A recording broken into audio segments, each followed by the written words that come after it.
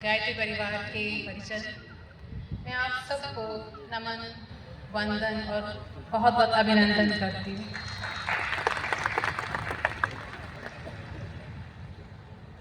आज का दिन बहुत शुभ अवसर है। इस अश्वमेध यज्ञ में बहुत प्रसन्नता है। 1 महीने पहले भगवान राम का आगमन हुआ और 1 महीने बाद ठीक अश्वमेध यज्ञ हो रहा है।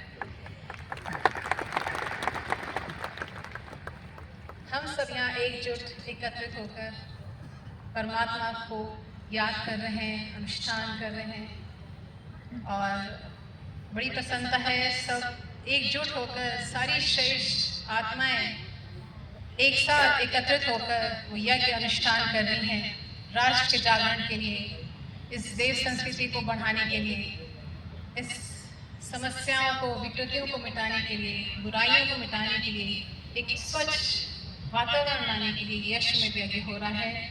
और गुरुदेव माता जी हमें सतत आशीर्वाद दे रहे हैं और हमें सफलता जरूर मिल रही है, लगातार मिल रही है।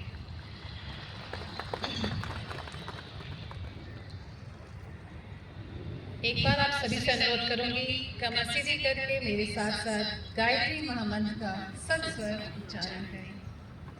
ओम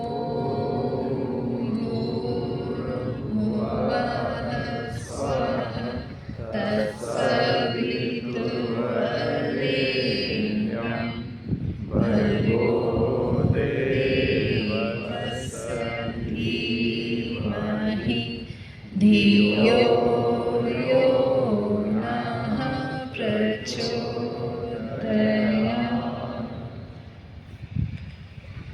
भाइयों बहनों, कभी कभी हमारे जीवन में कुछ ऐसे क्षण आते हैं जिनको हम ऐतिहासिक कह सकते हैं, जिनको हम महत्वपूर्ण कह सकते हैं, जिनको हम जीवन के परिवर्तन के क्षण कह सकते हैं। और आज की सुबह के इस किरण के साथ आए वो क्षण, ये वही क्षण हैं जो ऐतिहासिक हैं, महत्वपूर्ण हैं, अलौकिक हैं, अद्भुत हैं और बहुत शानदार हैं, बहुत मन को प्रफुल्लित कर रहे हैं। आज हर एक इंसान के अंदर मन में एक उत्साह है, उमंग है। ऐसा लग रहा है कि जैसे सत्युग दस्तक दे रहा है, सत्युग वापस आ रहा है। भगवान राम आए, अब अश्वमेध हो रहा है, वापसी। ऐसा लग रहा है कि समय अच्छा आया है, आने वाला है।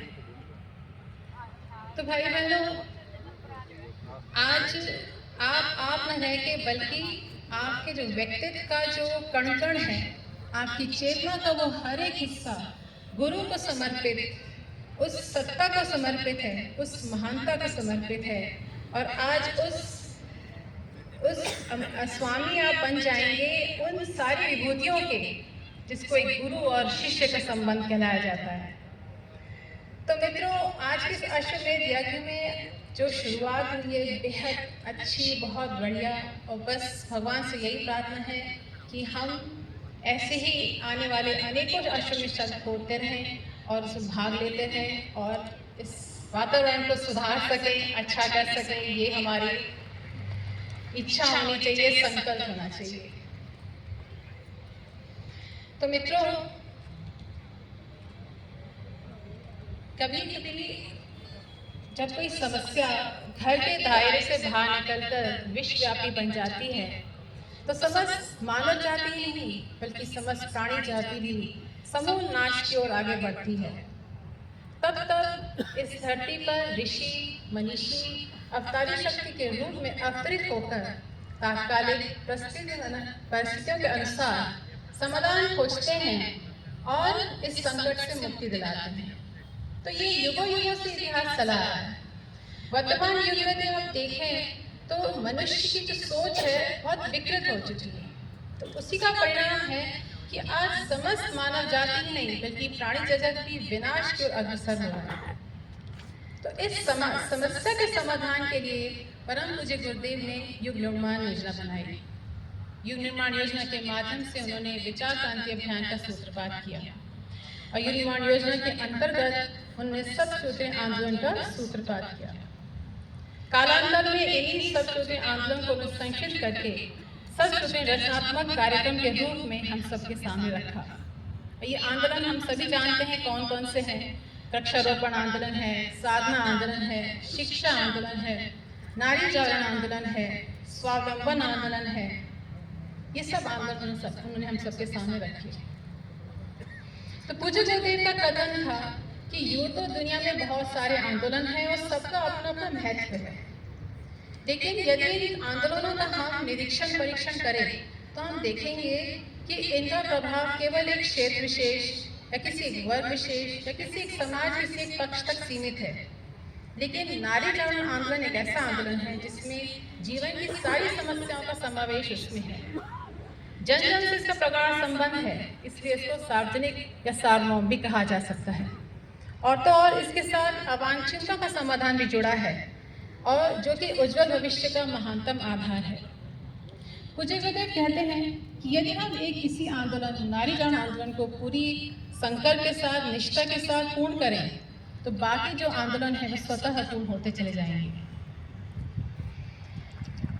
तो परम पूज्य गुरुदेव ने देखिए नारी शक्ति की इस दशा से उभरने के लिए अथक प्रयास किया। और जब नारी बेड़ियों में जकड़ी थी, जो दुर्दशा थी, वो समय उन्होंने गुरुदेव के मन में बहुत पीड़ा होती थी। गुरुदेव अक्सर ऐसी खबर पढ़ते थे जब अखबारों में, तो आंखों से उनके अविरल आंसू बहा करते थे कि आज फिर नारी उसके साथ अत्याचार हो रहा है, चाहे दहेज के लिए या किसी पर्दा प्रथा है या कुरीतियाँ हैं, उसके लिए बहुत दुखी हुआ करते थे। तो वहाँ से गुरुदेव ने जो है नारी का शंखनाद किया और उन्होंने कहा नारी को विकसित करना है और पुनः उसको देवी के रूप में प्रतिष्ठित करना होगा। तो वहाँ से नारी जागरण की शुरुआत हुई। आगे चलकर पूज्य गुरुदेव ने उसकी कमान जो है वंदे माता जी के नेतृत्व में सौंपी। आगे वंदे माता जी ने नारी जागरण आंदोलन का शंखनाद किया।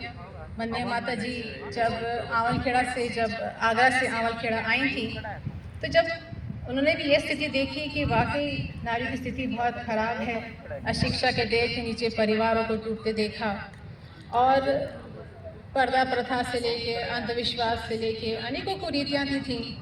जब वंदे माता जी ने सोचा कि एक वो छोर था जहाँ नारी अशिक्षित है और उनको चार दीवारी में कैद रखा है, दूसरा छोर वो था जहाँ नारी शिक्षित थी, पढ़ी लिखी थी, लेकिन भोग्या के रूप में, एक रमणी के रूप में देखा गया।